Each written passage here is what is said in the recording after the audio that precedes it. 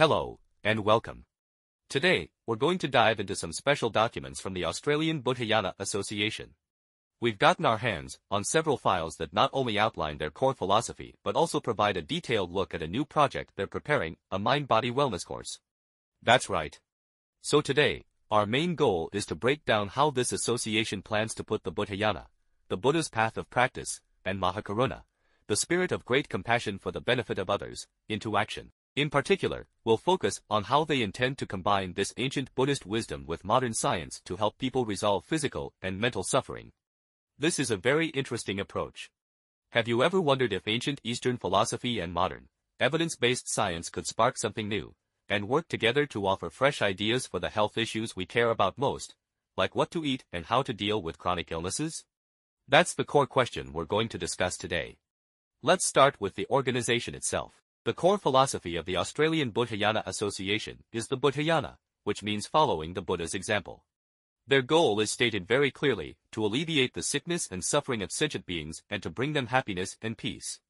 This is a very explicit goal, which is a practical expression of the four immeasurable states of mind often mentioned in Buddhism: loving-kindness, compassion, sympathetic joy, and equanimity. The documents also mention that directly helping others resolve suffering is a very quick way to accumulate merit or good karma. One interesting piece of information is that the association seems to be in a period of transition. It's moving from a focus on theoretical study to a more systematic and practical approach. By centering their goal on alleviating suffering and bringing happiness, they've highlighted the action-oriented nature of Buddhist compassion. They also emphasize that any method that truly helps people solve their suffering is worth learning and promoting. This pragmatic attitude feels very down-to-earth. They're not concerned with appearances, only with tangible results. This practical attitude is also reflected in the specific projects they've designed. The Mind-Body Wellness course is meant to achieve their goal of alleviating suffering and bringing happiness. It aims to help you prevent illnesses that haven't yet occurred, eliminate existing ones, and prevent future ones. That's a very broad scope. The course's approach, bridging science and Dharma. Yes, it sounds ambitious. The design of the course is also quite interesting. The documents say they don't plan to start by teaching Buddhist principles right away. Instead, they'll use modern scientific data and research as a starting point, so people feel the concepts are rational and understandable. Then, they'll gradually guide people to a deeper understanding of mind-body wellness from a Buddhist perspective. The ultimate goal is to help people achieve a certain level of awakening. This approach is truly about building a bridge between science and Buddhism. The course format will be a series of lectures and podcasts, with a new topic each week. They specifically mention that everyone is welcome, regardless of their background or beliefs. This strategy is worth considering. The materials are also very clear about how they view the root causes of disease, which is a key point. They believe that many illnesses and sufferings often originate from our attachments to certain things, either strongly liking or disliking something. Where does this attachment come from? It comes from a deeper greed or craving in the mind, the desire to have something, to possess it, and to make it last forever.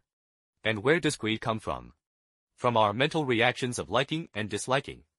Where do liking and disliking come from? The documents use the term 熏习, which refers to the cognitive patterns and habits we gradually form through learning, exposure, and imitation.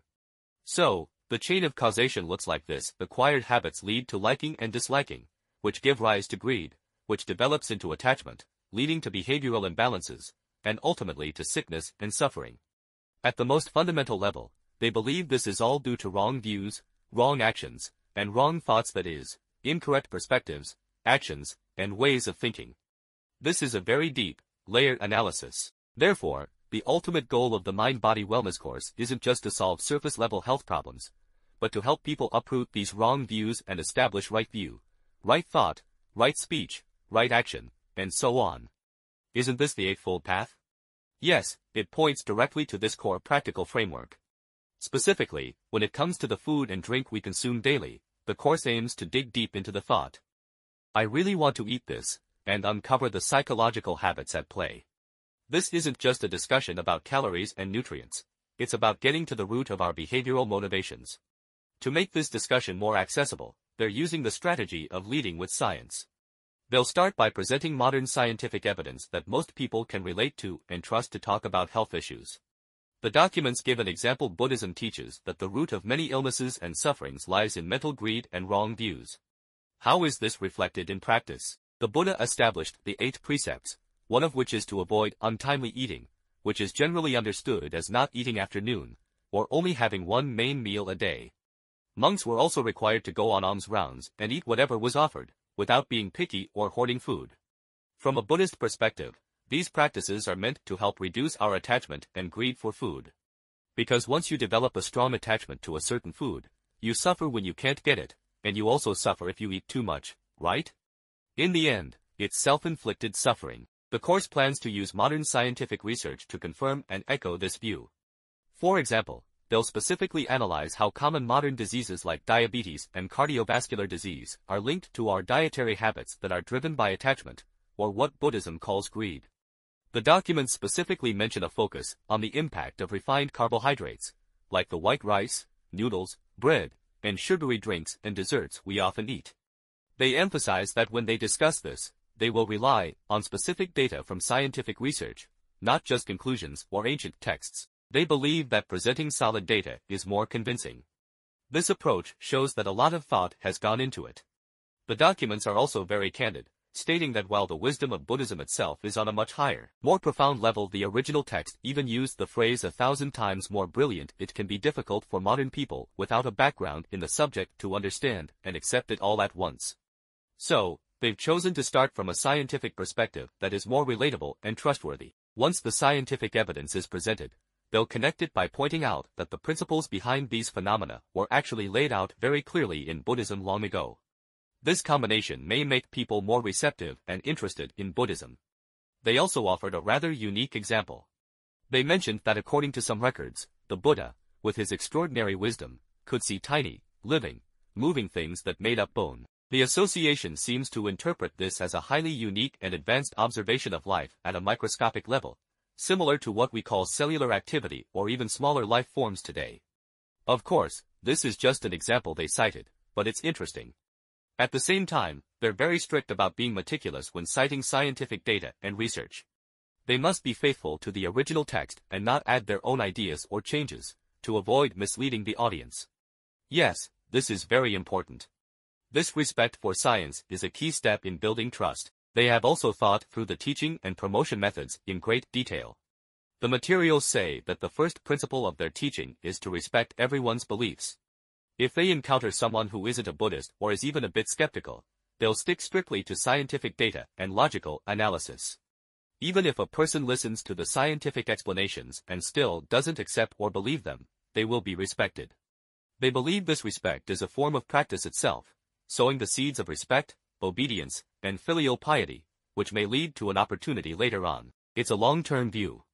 The documents also mention a principle that sounds very strategic: he who wins the hearts of the people wins the world. They believe that people are, to some extent, driven by self-interest. The more tangible benefits you can provide, the more likely people are to trust and support you. Therefore, the course must be genuinely effective and able to solve problems. They also emphasize that people with fixed ideas should not be forced. Instead, one must be patient and slowly cultivate the right conditions for change. They don't just want to teach the course themselves, they want to train more people to teach it. The documents explicitly state that those who go out to teach and promote the course must learn to use the 4 embracing virtues Katu sa Grahavastuni of Buddhism. What are those? They are 4 important methods used by a bodhisattva to guide sentient beings: generosity, kind speech, beneficial conduct, and empathy. This involves putting themselves in the other person's shoes, sharing their joys and sorrows, and building a sense of connection. By using these methods, they can better build rapport and guide people to accept the ideas. Their long-term plan is that once students master this approach, they can take the mind-body wellness course to different states in Australia and even to other countries. The ultimate goal is to train people who can take charge of the project in their local areas and spread the philosophy. To support this promotion and learning, the documents also encourage students to organize the materials themselves, for example, by creating a directory categorized by different diseases or foods. This not only deepens their understanding but also makes it easier for them to look things up or help others in the future. They plan to cover about 50 topics a year, addressing common health issues. The central thesis, from greed to wellness. As we've just laid it all out, From their core philosophy to the course design, teaching methods, and promotion strategies, it feels like all the discussions ultimately come back to one core question about the root of suffering. This is true. A central point that is repeatedly emphasized throughout the documents we've reviewed is that the immediate cause of much of the sickness and suffering we experience is often greed in the mind. Where does greed come from? It comes from a more specific form of attachment, a strong liking for and clinging to something, or a strong dislike and rejection of it. This attachment isn't innate, it's learned and influenced by our environment. The documents have a line that says, the cognitive patterns we learn from childhood are formed through habituation. It's because of these strong likes and dislikes that our lives become imbalanced, especially in what we eat. We get an overload of some nutrients while lacking essential ones. Over time, our bodies develop problems, and various forms of sickness and suffering arise. The documents even describe this process where our mental attachments and cravings lead to our own suffering as a consequence. Through today's discussion, we've gained a deeper understanding of the Australian Buddhayana Association's overall vision and their plan. The core of their effort is to combine evidence from modern science with profound Buddhist wisdom through the Mind-Body Wellness course. The purpose is to help people deal with health problems that stem from deep-seated preferences and cravings, especially those most closely related to our daily diet. I think a particularly inspiring takeaway is that they've developed a very practical strategy. They understand that in today's society, science carries weight and people trust it. So they're using science as a bridge to guide people from a concern for external health issues inward, to contemplate deeper philosophical questions like, what is suffering really about? Where does it come from? Therefore, their ultimate goal isn't just to improve your physical health.